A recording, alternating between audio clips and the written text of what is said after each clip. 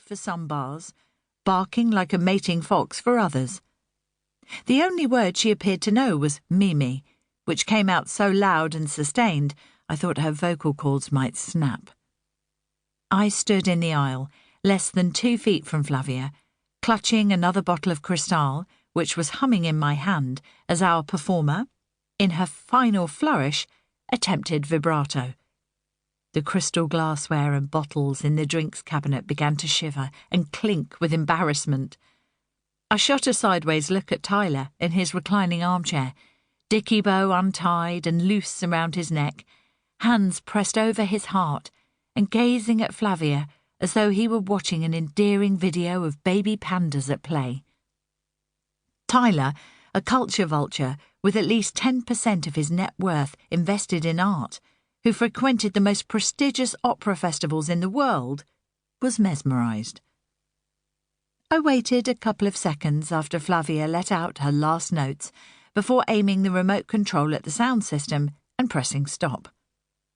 Flavia stood there, still hanging from the rail, breathing deeply through her nose, her face arranged in an expression suggesting she'd just witnessed a miracle.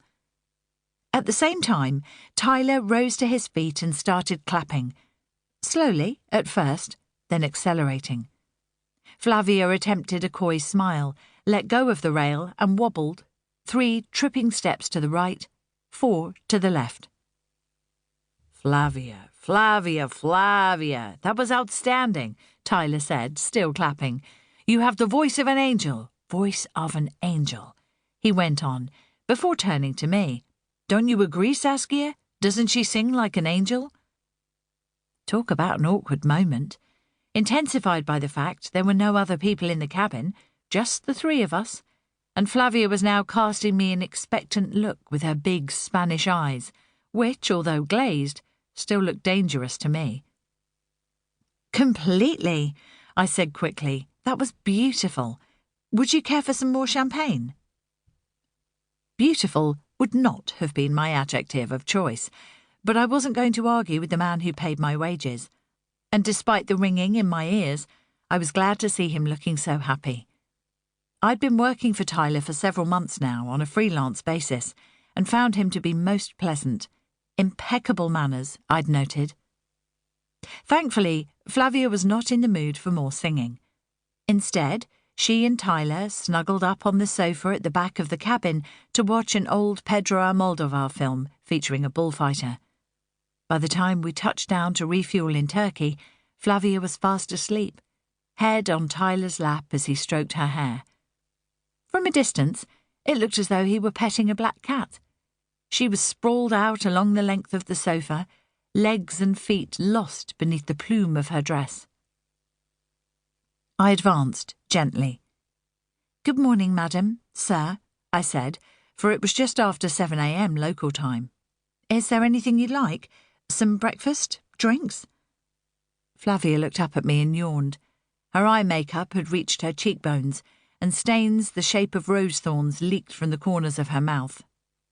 Thanks, Saskia, said Tyler, but I think we'll hit the hay now. I nodded. Of course. Just call if you need anything. Sleep well. If you could wake us for breakfast 90 minutes before landing, that'd be swell. No need to knock. No problem, sir. The bed's all made, I said, and quietly made my way to the galley. 8 hours later, and now on Singapore time, I was ready to serve breakfast at 8 p.m. All was quiet when I entered the cabin, the ebony door to the boss's bedroom still closed. I gently pressed my ear against it. For once I couldn't hear voices and felt inclined to give the door a gentle tap. But Tyler had told me not to knock, and I didn't want to jolt them awake with a bang if they were sleeping. So I did what I would routinely do when waking Tyler, push the button that sent the spaceship-style door slicing open with a barely audible whish. The first thing I saw was Tyler's feet, square toes splayed, poking out beneath the duvet. I couldn't see his face, because Flavia's bare back was blocking my view. She was kneeling astride him, screwing her hips and groaning, and so I determined, in the few seconds it took me to relocate the button and close the door, that now was not the moment.